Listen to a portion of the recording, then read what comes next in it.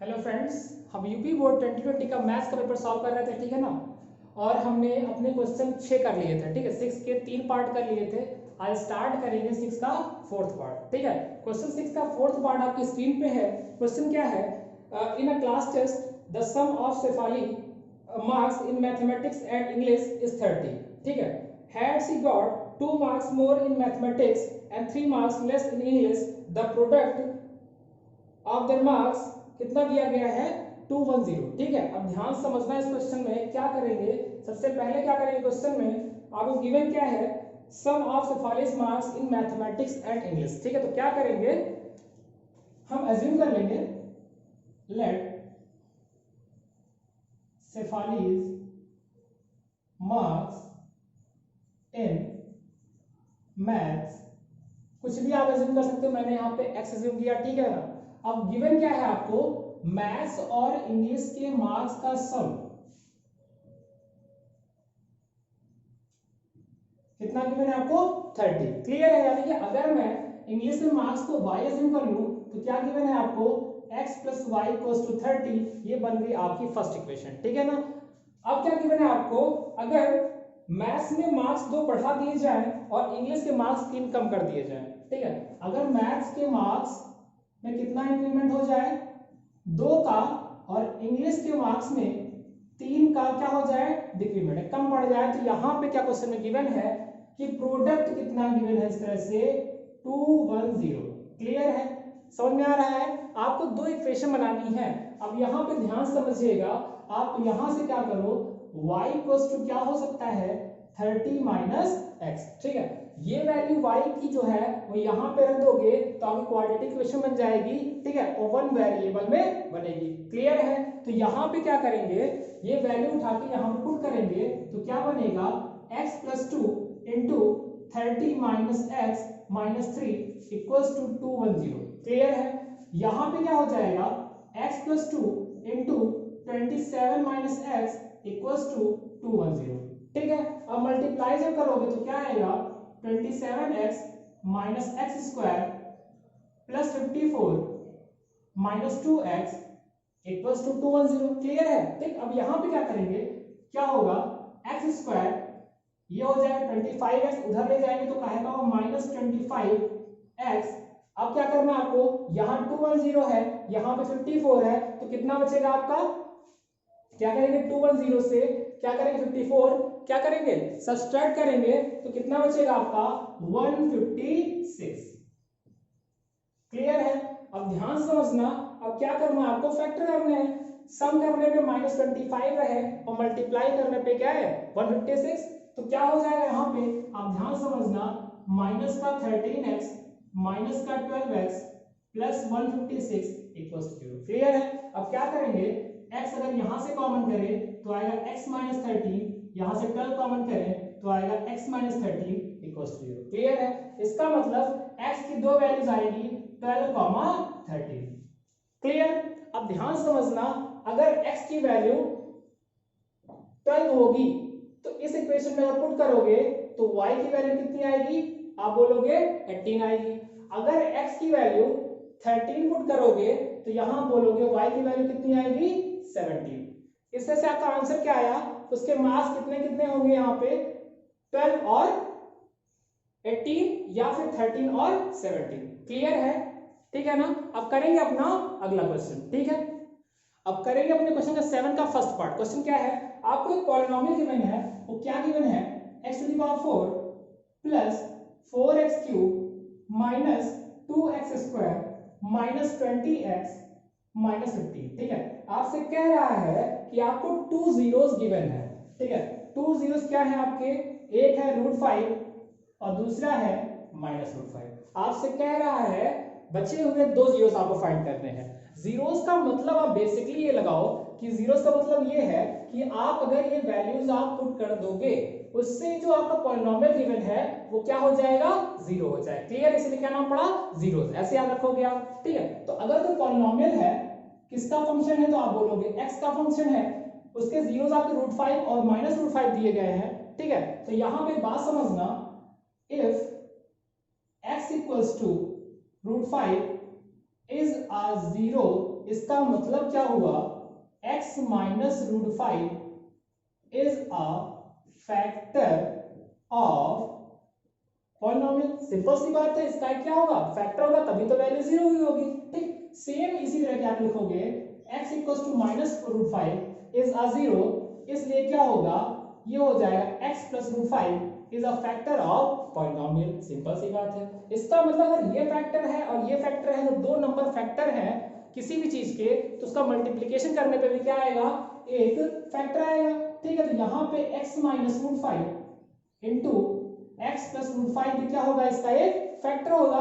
तो हम लिखेंगे क्या, a plus B, a minus B formula होता है a square minus B square, यानी रूट 5 का स्क्वायर तो 5 हो जाएगा। ठीक है, तो अब क्या करेंगे, अब इसको जो हम करेंगे किससे, अपने पॉलिनोमियल से डिवाइड, तो क्या आएगा आपका, एक क्वाड्रेटिक इक्वेशन आपको मिलेगी। तो आगे क्या करोगे आप, यहां पे पॉलिनोमियल को डिवाइड करोगे किससे, एक्स स्क्वायर माइनस 5 से।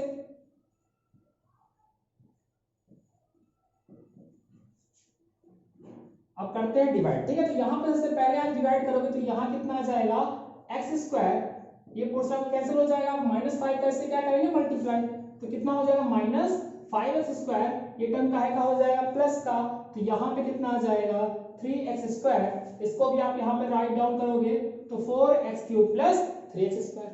फर्दर आगे से चलेंगे तो क्या होगा, यहाँ पे ये बन जाएगा 4x, कैसे होगा ध्यान समझना, 4x क्यूब को क्या करेंगे, x स्क्वायर से डिवाइड करेंगे तो क्या बचेगा आपके पास, 4x। क्लियर है, तो यहाँ पे क्या आ जाएगा, 4x क्यूब, तो ये भी कैंसिल।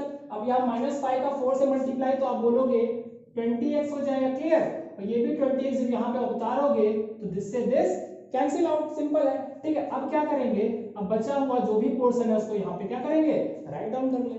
क्लियर, अब क्या करेंगे, 3x square divided by x square, तो आप बोलोगे x स्क्वायर कट जाएगा, क्या बचेगा, 3 बचेगा, तो यहाँ पे तो ये आ जाएगा, इसके 5 3 आप बोलते हो कितना होता है, तो आप बोलोगे 15 होता है। इसका मतलब ये भी कैंसिल और ये भी कैंसिल, इसका मतलब आपका क्वाड्रेटिक इक्वेशन क्या आई आपकी, x square plus 4x plus 3।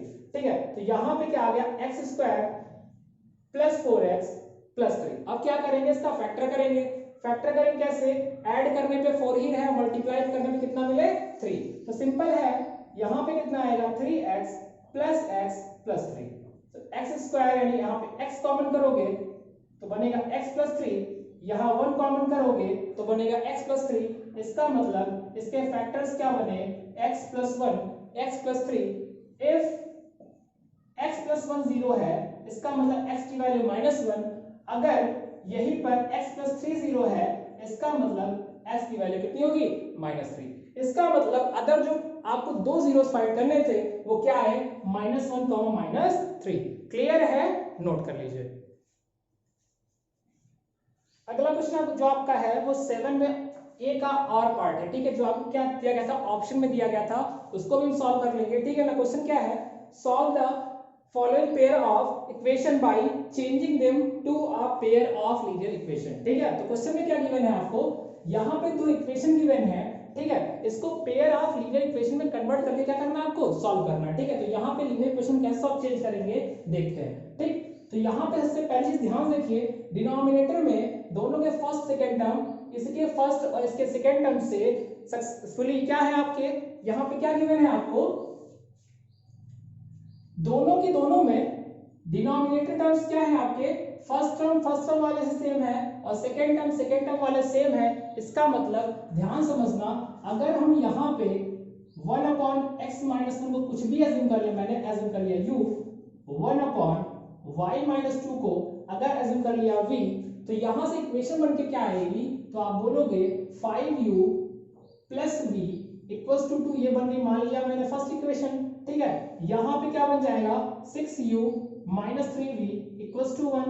ये बन गई आपकी सेकेंड इक्वेशन। क्लियर है, अब क्या करेंगे आप, अब कुछ नहीं करना, अब क्या करना है, यहां से कुछ ना कुछ, क्या दो वेरिएबल है तो एक को क्या करना पड़ेगा, एलिमिनेट यानी भगाना पड़ेगा। ठीक है, तो क्या करेंगे, अगर मैं इक्वेशन 1 को 3 से मल्टीप्लाई कर दूं तो यहाँ पे 3v बन जाएगा, या -3v है, ऐड करेंगे तो कट जाएगा, इसका मतलब u बचेगा। ठीक है, तो आगे करते हैं क्वेश्चन।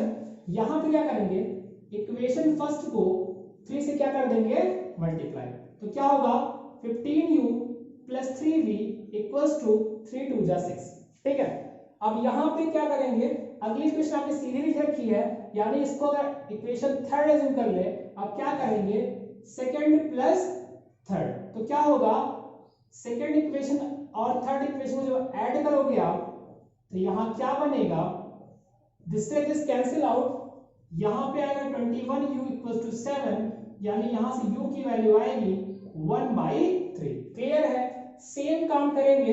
अब u पता चल गया, अगर मैं इक्वेशन 1 में u की वैल्यू पुट कर दूं तो मुझे v की वैल्यू मिल जाएगी, किसी में पुट कर दीजिए। ठीक है, तो अगर हम इक्वेशन 1 में u की वैल्यू 1/3 पुट कर दें तो यहाँ पे क्या बनेगा v इक्वल्स टू 2 - 5/3।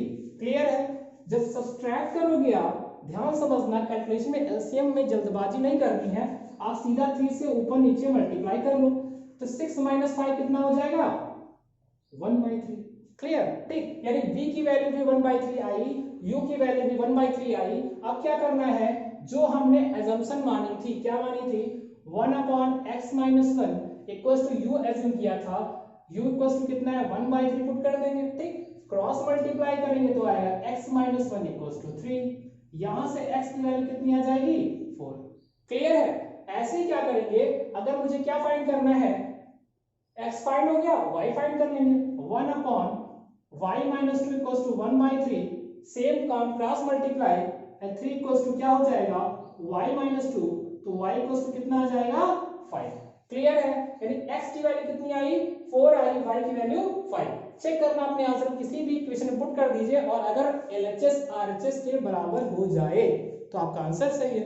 ठीक है, तो यहां पे अगर पुट करें 4 - 1 3 हो जाएगा, यानी 5/3 प्लस 1 यहां कितना हो जाएगा, तो आप बोलोगे 5 - 2 कितना 3, तो 5 + 1 तो आप बोलोगे 6/3, तो कितना देगा 2।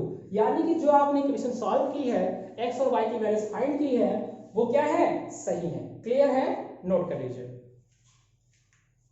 करेंगे अपने पेपर का लास्ट क्वेश्चन। ठीक है, क्वेश्चन क्या है, prove that opposite sides of a quadrilateral circumscribing a circle subtend supplementary angle at the center of the circle। ठीक है, क्वेश्चन क्या गिवन है, आपके क्वाड्रिलेटरल में क्या बना, एक सर्कल बना हुआ है। ठीक है, यानी कि अगर मैं यहाँ पे एक रफली डायग्राम बनाऊं, ठीक, कुछ भी बना लूं, क्वाड्रिलेटरल कैसा भी क्वाड्रिलेटरल, ठीक है, उसके अंदर क्या है, एक सर्कल है, मान लिया ये A B C D।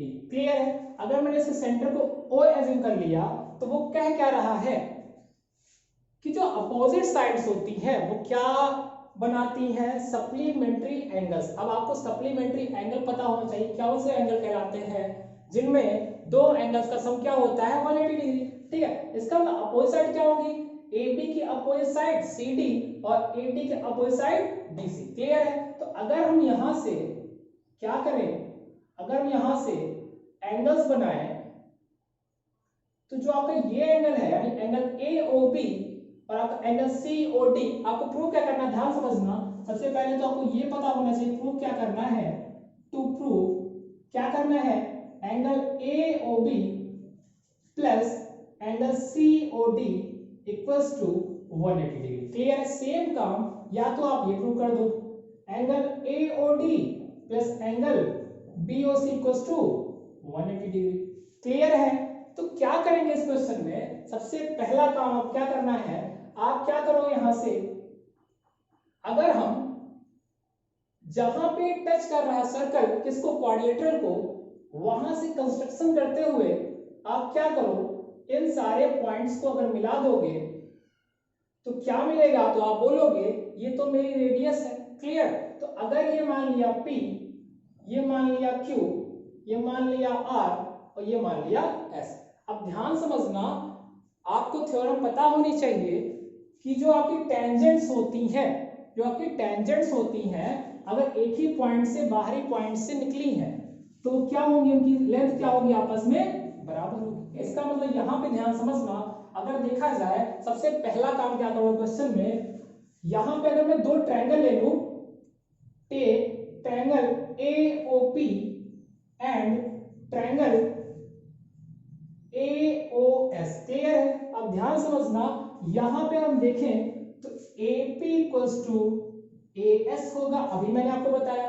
अब दूसरी बात क्या है, AO दोनों में कॉमन है, तो आप बोलोगे AO इक्वल्स टू AO क्या है, कॉमन है, ठीक है। तो ये क्या है, टेंजेंट है, ठीक है। और तीसरी बात क्या बची आपकी, तो आप बोलोगे OP इक्वल्स टू OS। अब ये क्या है, radius of the circle. Clear है, इसका मतलब साइड साइड साइड कॉन्ग्रुएंसी से दोनों के दोनों ट्रायंगल क्या हो गए, कॉन्ग्रुएंट हो गए। इसका लिखोगे आप, hence triangle AOP and triangle AOS are congruent. Clear है, इतना समझ में आया, ठीक। कौन सी कॉन्ग्रुएंसी से, साइड साइड साइड कॉन्ग्रुएंसी, ठीक है। तो अब क्या करना, आगे क्या करना है आपको, अब ध्यान समझना, बाय CPCT। अब CPCT क्या होता है, corresponding parts of congruent triangle. तो यहाँ पे कौन से करस्पॉन्डिंग पार्ट से एंगल बने हैं आपके, तो आप बोलोगे एंगल AOP और एंगल SOA, ठीक है। आप एज्यूम कर लोगे एंगल 1 है, ये एंगल 2 है, ये एंगल 3 है, ये 4, ये 5, ये 6, ये 7, ये 8। क्लियर है, तो आप ध्यान समझना, यहाँ पे अगर CPCT लगाएं तो आप बोलोगे angle 1 equals to angle 8। Clear है।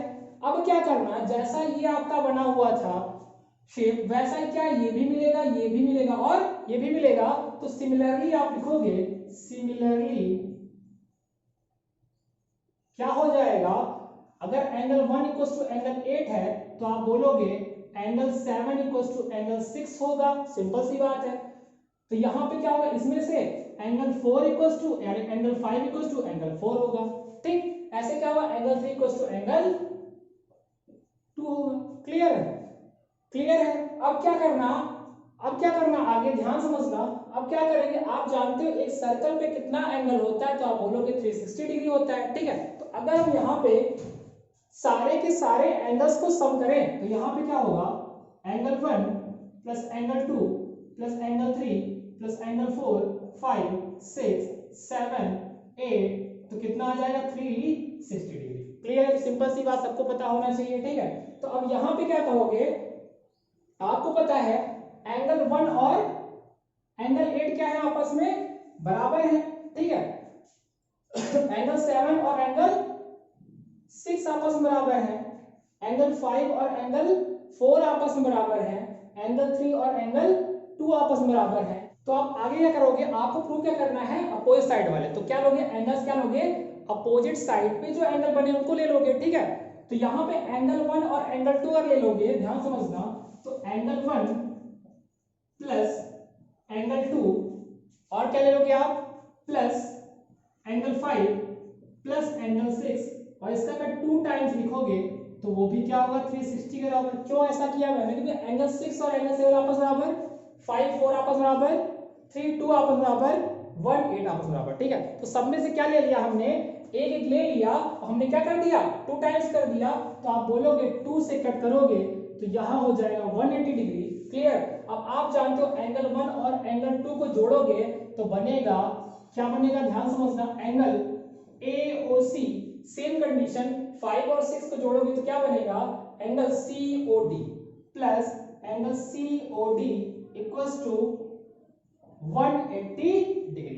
क्लियर है। जो आपको प्रूव करना था कि अपोजिट साइड्स क्या बनाती है, सप्लीमेंट्री एंगल। क्लियर है, ये क्या हो गया, आपका प्रूव हो गया। इस तरह से आपका पेपर कंप्लीटली सॉल्व हो गया। कंस्ट्रक्शंस पे कराया नहीं जा सकता, इसलिए मैंने इस क्वेश्चन छोड़ दिया है, ठीक है। अगर आपको चाहिए उसका सॉल्यूशन तो आप कमेंट कर सकते हैं, ठीक है ना। क्या करना, आपको अच्छे से ओवरव्यू ले लिया है आपने पूरे पेपर का, ठीक है, अच्छे से एनालिसिस कर लिया है। अब इसी के अकॉर्डिंग आपको 2021 की क्या करनी है, प्रिपरेशन करनी है। क्लियर है, थैंक क्लास।